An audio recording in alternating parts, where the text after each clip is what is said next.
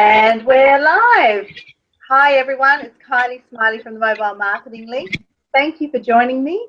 I'm really excited about our hangout this evening. It's going to be fantastic because we're really talking about starting with some of the basics actually in business. I thought this was really important because a lot of people just launch straight into marketing, and sometimes without really truly understanding who your market is, where you want to go in your business, where you see things going and how you're going to get there, there's no use having, going all guns blazing with marketing unless you have a plan. And I'm really excited to be able to introduce you to Kathryn Rimmer, who's from Yin Yang Consulting here in Port Stephens in New South Wales, Australia. She'll be joining us shortly. In the meantime, I'd love it if you could do us a favour and make sure you have got a pen or a pencil ready, some paper, because this is going to be almost, it's like a free course really in getting your business plan together. Kathy's going to go through some of the things that are really important to ensure that all your goals and the things that you want in your business are going to be there for you in the future. So these things are critical to your business success. And Kathy has a magnificent way of going about it. She's been doing this a very long time, and she's helped many businesses, and I wanted to share her knowledge with you so that you could certainly get yourself on track, ready to go. And whether you've been in business for a long time or you're just starting out, this is incredible information that it's always good. You may have heard a few things before, but it's always good to have a refresher and just get back to basics and the beginning of where things are. Even though we're almost into the second quarter of the year, it's really important to make sure that we're on track. So I know for myself, I try and do this every couple of months, if not every month, just to keep myself on track. And look, it doesn't always work. I fail a lot in that respect to keeping my goals straight and keeping really just on track to what I want delivered. And this year's a prime example, although I finally kicked off these live casts, which I've been planning to do for some time. So if there's a few things that you've been planning to do for some time that you still haven't got to do, well, this is a great way to get started. So without any further ado, let me introduce you to Kathryn Rimmer. Hi, Kathy. Thanks for joining us. Hi, Carly. Thanks for having me. Thanks for the invite. My pleasure. It's great to have you on. Thank you for your time tonight and to be sharing your knowledge. I really appreciate it. Yeah. Oh, you're welcome. I'll cover as much as I can tonight. The workshop's normally 2 hours, so it'll be a bit of an overview. That's fine. We'll cut it right down because we've got about 45 minutes or so less than half that time, and that's okay. So we'll just cut to the chase as quickly as we can. Before we do that, if you can just give us a little bit of an overview of your background and who you help, that would be great. Absolutely. I've had 20 years experience in the finance industry. So I've worked in credit unions and building societies. Most recent was the Greater Building Society. As a lending manager, it amazed me how many businesses came to get a loan but didn't have a business plan. So for quite a long time, I was helping businesses put together a business plan so they could seek lending.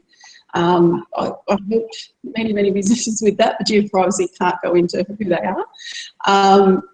There's also seen a lot of people selling their businesses, and the ones that had a business plan and had policies and procedures and systems and customer databases sold for much more than those that didn't have that organised and documented.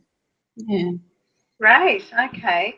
Well, that's fantastic because I know that I come across them as well. Many people who are new to business, or even those that have been in businesses a long time, when you start drilling down and asking questions about what they perceive is going to happen, you often come across businesses or people that they've just let life happen.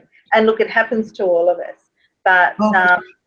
Yeah, so with these things that you've outlined with your course, I know it's filled with a really easy step-by-step process that that people can follow. So I guess if we start off just going through some of the steps, or why you'd need a business plan to start with, and then we'll go through the steps. How does that sound?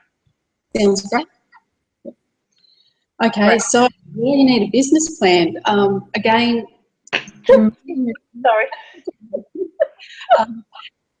most people find it's when they want to get that loan or they want to sell the business. However, you're missing out on an opportunity to grow your business. A business plan is really a 12-month goal of you want to go from A to B and how you're going to get there. So why you would have it is if something comes up and you think, oh, there's an opportunity, does that fit with my roadmap of where I want to be? And will I go further with that as an opportunity, or does that not fit what my business is all about? The other thing is if you've got staff, your staff are on the same page, you have a built up, your values of your business, your goals of your business, your mission and core values are key to a lot of that. Okay, great.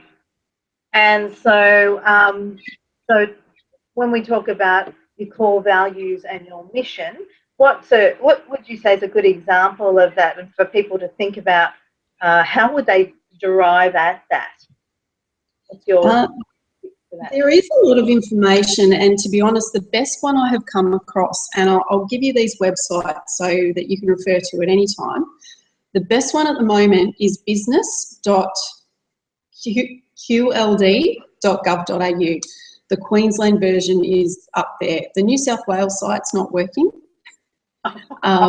They've decided that what was there wasn't good enough, but they've upgraded, but it's not replaced yet. So a lot of the links in New South Wales business.com is not working.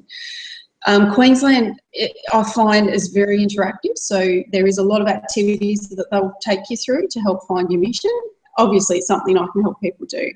But you need to ask the questions and go through and really know where you want to go. And all along the way, you must be smart about it. It's all goal setting. You must be specific. You can't have a value that says, oh, we're customer focused. Well, everyone's customer focused. How are you customer focused? Could be that Amy is a really good example. You ring and you speak to a real person, not a call centre. So that can be one of the values that they aim. Okay, that's great. Excellent. All right. So so being specific, that's fantastic. And this is something that a lot of people find difficult because, as you said, everyone says, oh yes, I give fantastic customer service. Well, everyone will say that. What is it that you do different? What is it that your customers love about you? What do they say to you that, wow, no one else has done this for us? That is your USP. That's the thing that no one else can do. It could be a guarantee. It could be that you guarantee to ensure that every staff member puts booties on before they come into a residential business if you're a plumber, or something along that. You don't leave a dirty workspace, all those sorts of things. So some sort of guarantee often works. And and so getting into the specifics of your business plan then. So planning, jotting down, getting everything that's in your head down onto paper, and having it visual is probably key as well. So how do you, Kathy, how do you suggest that we get the things that we have in our head down on paper, other than just blindly writing away? Very specifically, look into the unique selling proposition. Again, there's quite a bit of information on business.gov, but I'm available also. And with that, it is to find that unique selling proposition. You can do that for your business, but you can also do that for every product and every service you have. One of the best ways, I would say, the second option, is actually talk to your customers, talk to your staff, get a little bit of feedback of those that are long-term customers that know why they've stuck with you long-term, what makes you stand out. That's probably the best way to do it. Okay, great. Yes, I'm jotting all these down too. That's why I've gone a bit silent. I'm jotting these down. And so, Kathy, maybe we can go through those steps then. So the next thing after USP, what should we think about? Once you've got your USP, bounce it off somebody else, because I have some business associates that are bookkeepers and accountants, and they were quite surprised when they looked at it that they provide a lot of time to their clients, and they have taken on new clients that they couldn't believe how much time they spent with them, and so that the previous bookkeeper and accountant no longer had enough time to them or wouldn't return calls. And a lot of the time, your unique selling position, it's right in front of your face. You're told every day, but Right. you're just not.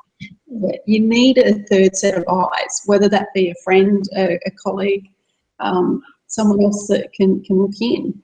And also, write your USP yourself first, but get that third set of eyes to have a look over it as well.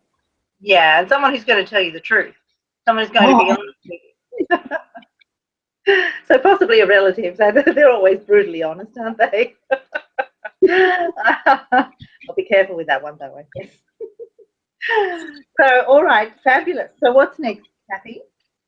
Okay, so once you've done that, the other thing that's really very important in your business plan that a lot of us forget, we know we need to do it, but it's budgeting. We need to be looking at cash flow and cash flow projections, because at the end of the day, if you are not making enough money to keep your business going, you haven't got a business. So it is looking at your bookkeeping, and if you're not someone that likes bookkeeping, and there's very few that do, actually speak to a bookkeeper or an accountant and get some stuff together, get them to help you put a cash flow projection. And they can do that for 12 months up to 5 years. That really helps when you do your unique selling proposition as well. It helps if your product and services are sellable on your current history. Have you been able to, how many units are you selling and how many do you need to sell to keep afloat? Right. So I guess then it's really important to have a goal, a financial goal in place to say, okay, in this amount of time, I'd like to be earning, let's say, for instance, $10,000 in the month, or profit $10,000 in the month.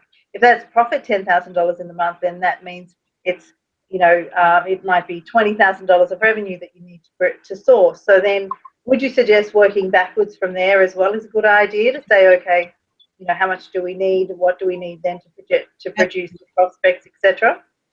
Yeah, absolutely.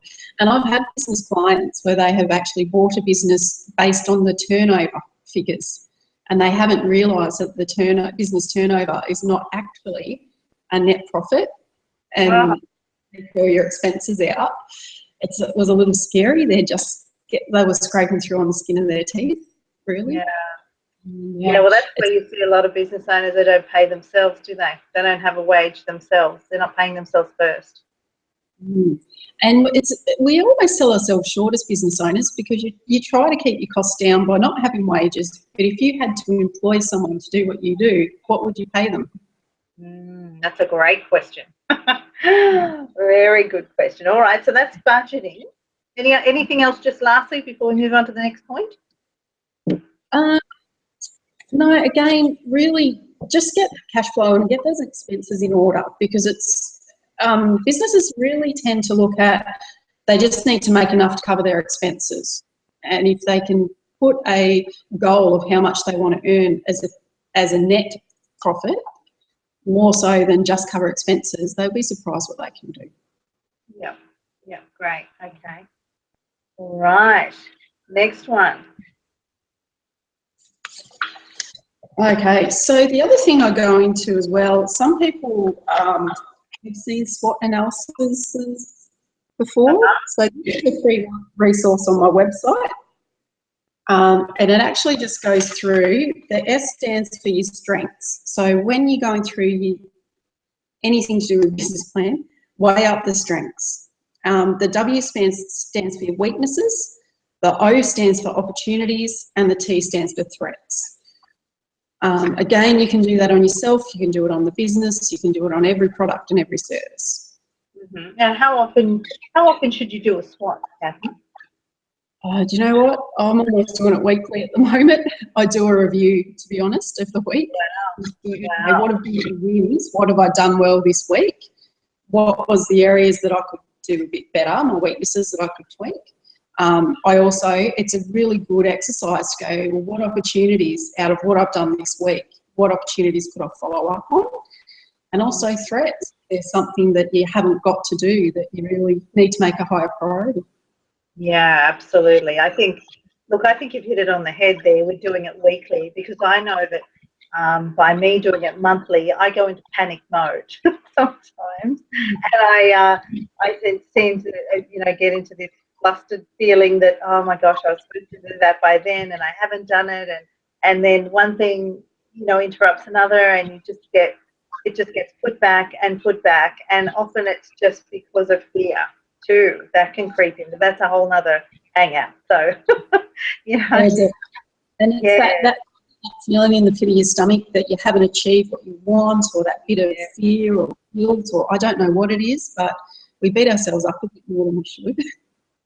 Yeah, I know, it's really stupid, but we do it, and we all do it, and that's okay. And as long as you can recognize it and go, okay, tomorrow's a new day. And I know this is the process that I go through. So I've been reborn again tomorrow. I'm going to start again, and these are the 3 things that I'm going to achieve for the day.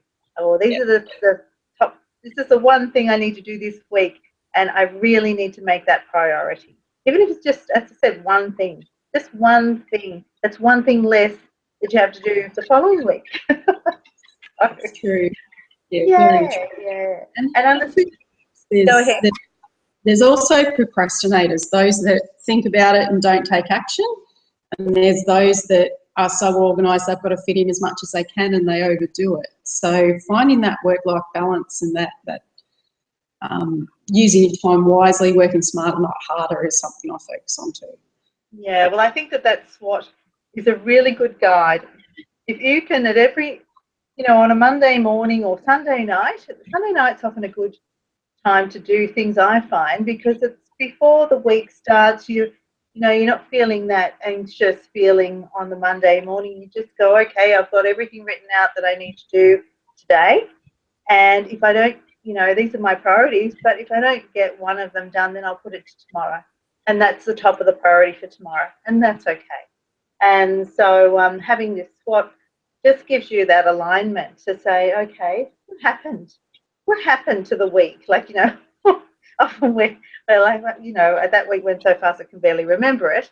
But when you really look at what you did and what you achieved, again, it's giving yourself that praise as well for achieving some of those goals that you did achieve. And finding the opportunities as well, because often you forget. I mean, I know I do. Like, I get opportunities at me all the time, and I'm sure I've missed many because I haven't done this exercise weekly. So I know that's something that I'm going to really aim for, to try and do weekly. Thank you for that. That's right. That's an easy one. And again, that's on my website. If you have a look at the free resources, that template's there to be downloaded. Right, and that's Yin Yang, Y-I-N Yang, Y-A-N-G consulting.com.au, correct, Kath? Is that right? Correct. Okay, excellent. All right, next one, Kathy. Next one is goal setting. We all know we need to set goals, and we all do set goals.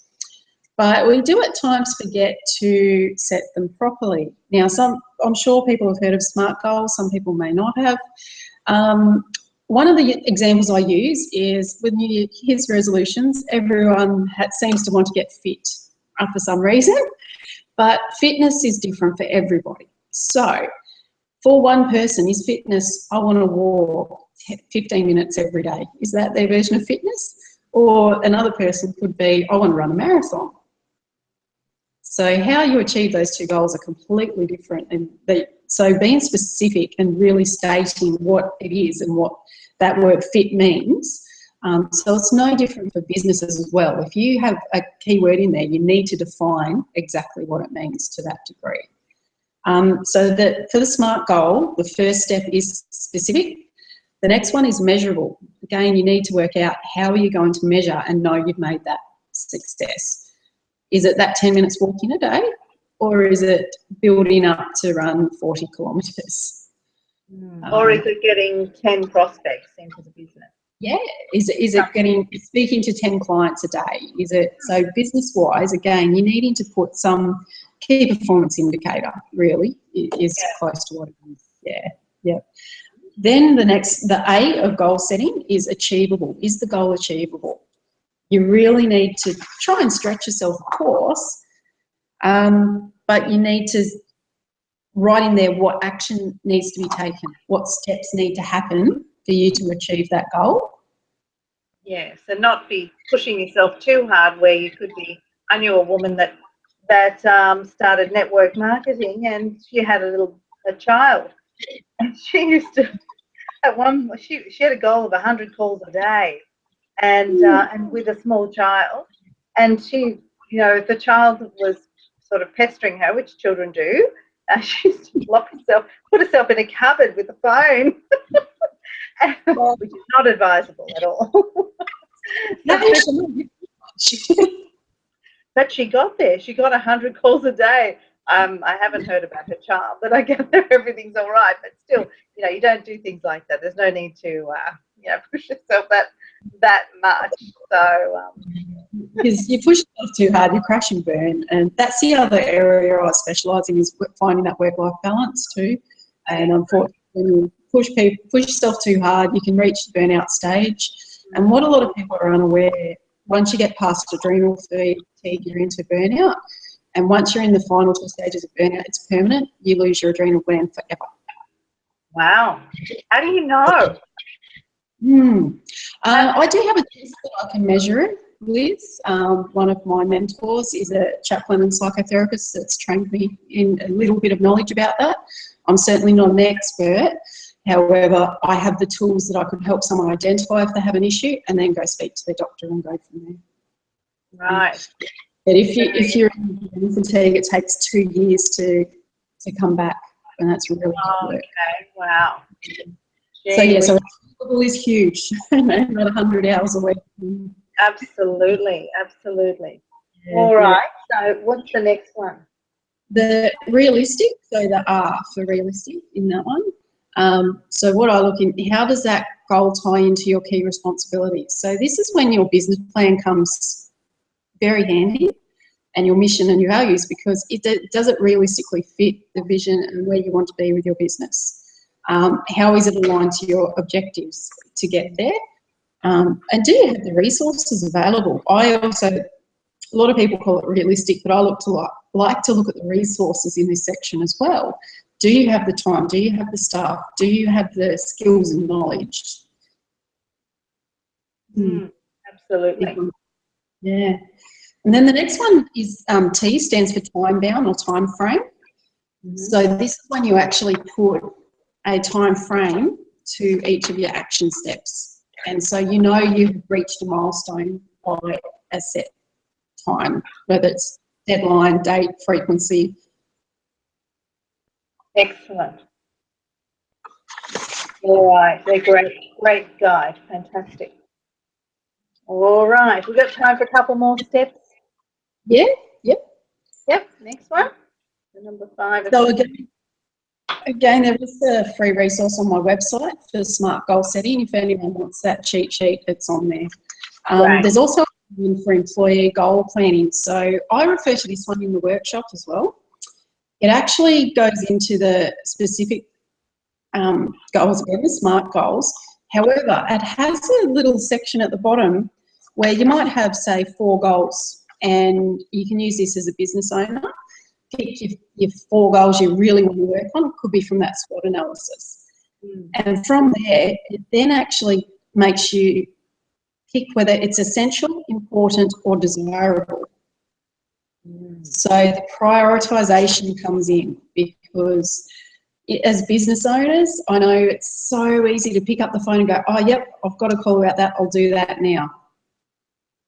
Yep. And if you're not prioritising, or it's something you'd like to do, but is it really the most essential thing to getting your business plan working or meeting your outcomes that you've set? Yeah, that's when it's difficult. So that was essential, important, or desirable. Is that right? Yes, that's correct. Yep. Okay. Yep. And Right. to look at it really critically, and that can be tough sometimes because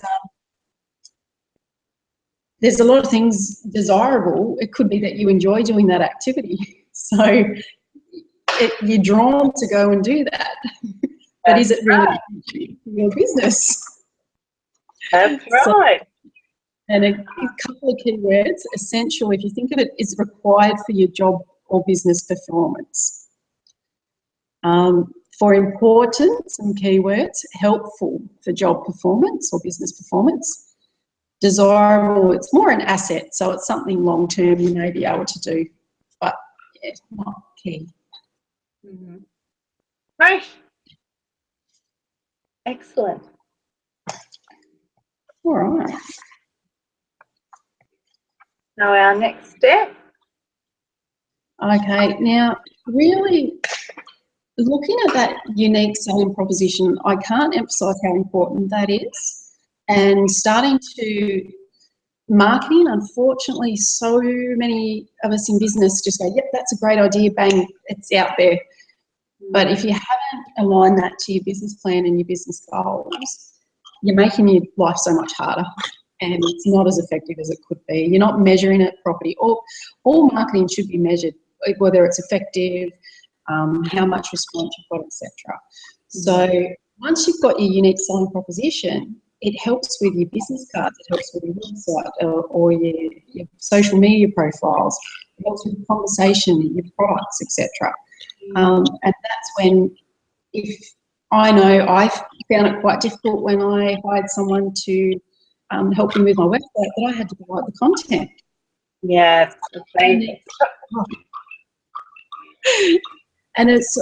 I completely underestimated how hard it was to come up with website content. Yep, it's very difficult. I'm going through that right now. And the images, I've got the wording right, great. And then they ask for images, and you've got to find images that match everything. So if you can get that unique selling proposition down, and that's when marketing needs to be a big part of your business plan. And marketing is not an area I specialise in, but I certainly look to refer to specialists in the area. So someone like you, Kylie, I would certainly highly recommend to help in that area.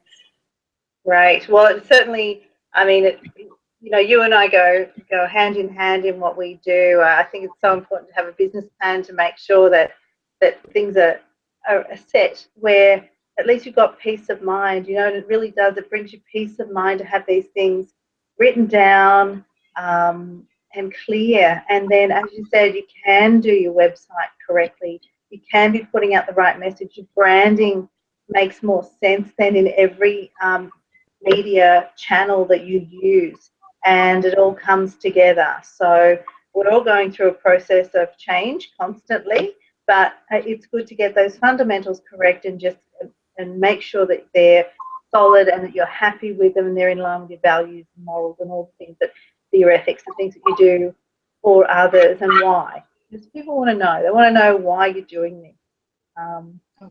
And it's really important for them to then trust you and understand how you can help them. So, excellent. The other thing I'd add to that, do a skill analysis on yourself. If you have a look at where your skills lie, and if there's an area that's missing, that's when you look to either train yourself up or outsource to a specialist. Exactly. I couldn't agree with you more. It's really one of those lists, that I write is all the things that I hate doing, all the things I don't like doing, all the things that I don't mind doing, but I could probably, not have to do it. If I didn't have to do it, what are the things that I prefer to be doing? So, and there's only a couple of things that I really like to be doing. So, and this is one of them. You would never know it, would you? But all the other things, definitely try and outsource. And again, my business is going through transition with this as well, where I'm looking for a permanent person to do all the things that I don't really want to do, or a group of people that can be managed by a project manager. And it doesn't have to be a costly exercise. There's lots of resources, and certainly you're welcome to speak to Kathy or myself about resources offline that are low cost, people that are happy to just get the experience with you as well, that will help you in your business as you get started before you start getting that cash flow that can pay for someone with the level of skill that you require. All right, on to you, Kath. Let's go. Okay, we're there. Are we? Sorry, I don't know where we're up to. So we've just done the skills analysis. Yes. You're saying that's important to do, and you've got some sort of guide on your website. Did you say? Not for but it is certainly something we'll get up on in the free. At the moment, I am a certified practitioner for the Myers-Briggs indicator, so I find that's a handy tool to find out your personality type, your preference, and what energises you. And knowing that and what stresses you, that's what you can, like you said, Kylie, you can outsource the things you don't like doing. Yeah. Other than that, I'm also a trainer with a registered training organisation like TAFE. So if people need the skill, I can, in business and leadership and management up to the diploma level, I can provide courses. I can teach certain units in certain areas. Or if they don't want a certificate or what's called a statement of attainment, they just want the knowledge. So I can make it more affordable that way. Right. But yeah, that's a handy thing. Right, excellent. All right, have we come to the end of the list of things on our business plan? Or? Yeah, that's probably the main thing. So just to cover off, I've got an executive summary here. I'll just read out the areas that they've got in here. So first of all, company overview, industry analysis. So market research is pretty important. There's a saying that if there's no competitors, then there's no market, which means you've got no business. Because basically there has to be a need, and if there's a need there, someone's already filling it. So you need to find out who they are. And the customer analysis, so you need to drill down on your customers, your target customers and their needs again. Because at the end of the day, that's what a business does, it meets the customer's needs. Competitive analysis is another one. Marketing plan, operational plan, management team. So if you may not necessarily be in a small business, you've got managers working with you, but you can have specialists that you outsource to that you could refer to if you need help. And financial plan. Right. And of course, a lot of this leads into your personal life as well. So, and that's where Kathy's really good at making sure that all of that gels, and ensuring that that you're covering your business, but also covering being able to live and survive. That's really important too.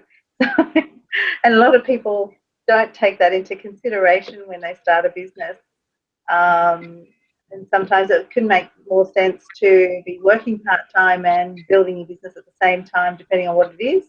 Or definitely go and, if you're looking to buy a franchise or get into a business industry that you're not familiar with, please, the first thing that I recommend you do is go and work in it. Go and work in a business and be an employee first before you become a business owner in that type of business. Is that something that you agree with, Kathy, as well?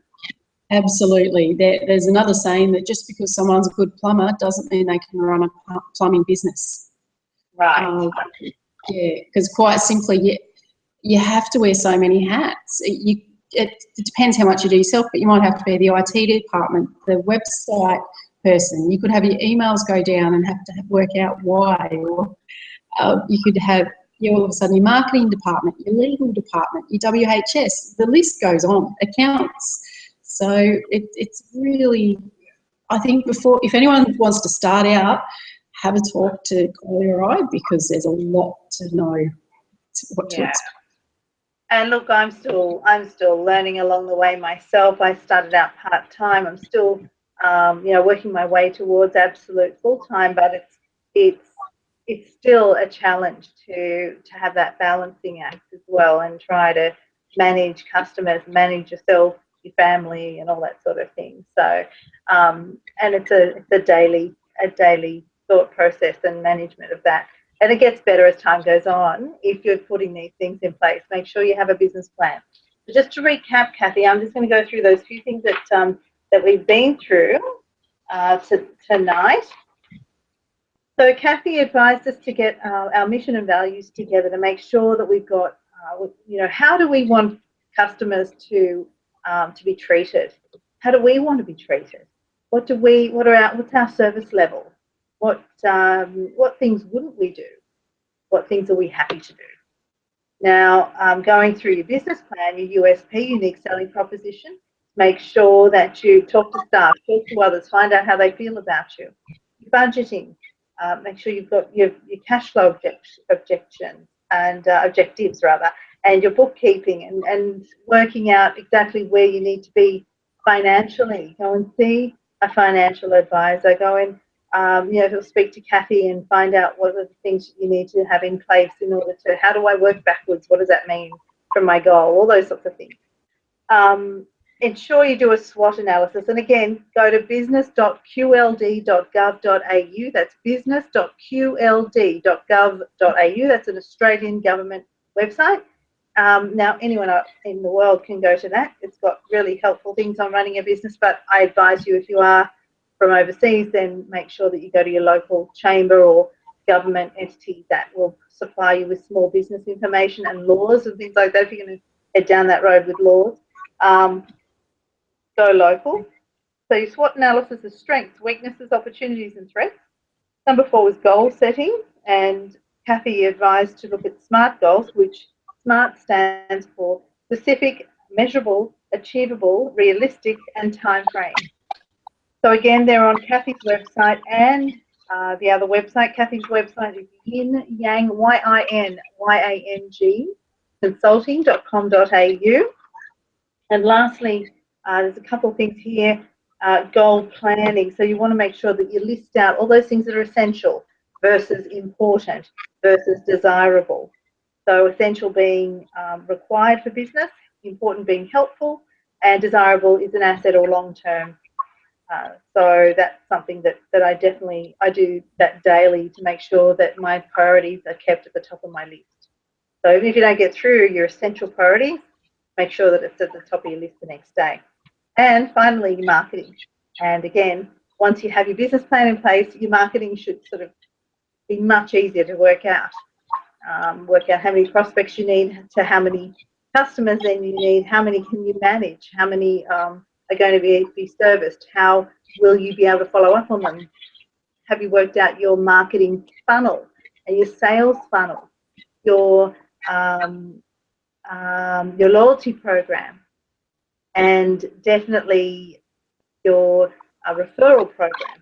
So those things are really important, and I'll be going into more detail about those at a later date as well. But I just wanted to make sure that Kathy came on to give us a bit more information about how we can make sure we're set, ready to go with our mobile marketing, our loyalty marketing, any sort of marketing that we have that's going to be appropriate to attract the customers that we want. Kathy, anything lastly that you'd like to cover? Only thing I would say is it can seem very overwhelming, a business plan, and there's figures thrown out, it can take 100 hours. Don't let that scare you. Find your number 1 priority and work on that first. And once you've got that part done, move on to the next one. That's probably the main thing I'd suggest. Little steps. Great.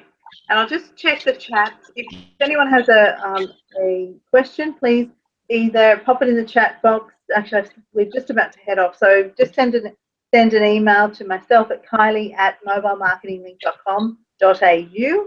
Again, that's Kylie, Kylie, @mobilemarketinglink.com.au. If you have a question for Kathy, it's Kathy or Kathryn Kathy, your email address again? Owned by me, Kathryn by my mother, but most people think Kathy. Okay, no, your email address, is it Kathy at? Email address, the easiest is info, INFO, at yinyangconsulting.com.au. Okay, excellent, excellent. And anything else that you'd like to say just to sign off? No, thank you very much for the opportunity to have a chat. It was really good, and I hope that you and your listeners have got something out of it.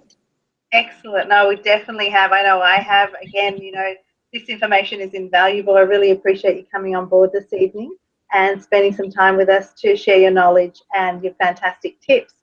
So again, if anyone has any questions for Kathy, if you'd like to connect with Kathy, feel free to email her at info@yinyang consulting.com.au, or you can email myself at kylie@mobilemarketinglink.com.au. You can also connect if you'd like to get some more of these videos, or you'd like to be notified when the next one's going to be, which we're trying to make them every Sunday night in Australian Eastern Time at 8 p.m.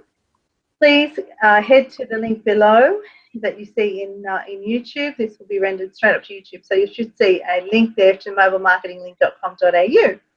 And next week we're going to have some more fantastic tips for you. Definitely if you have already a loyalty club, how to increase that, how to make that even better, how to really have it work for you. I know a lot of businesses have a loyalty club or a loyalty group or a way that they promote loyalty, but it's not always a two-way street. It's not always fair. It's not always exciting. It's not always something that's growing. So next week we'll be looking further into that. And that's it for us. Thank you so much for your time. Really appreciate it. Have a profitable week, and I'll see you again soon. This is Kylie Smiley from the Mobile Marketing Link. Bye for now.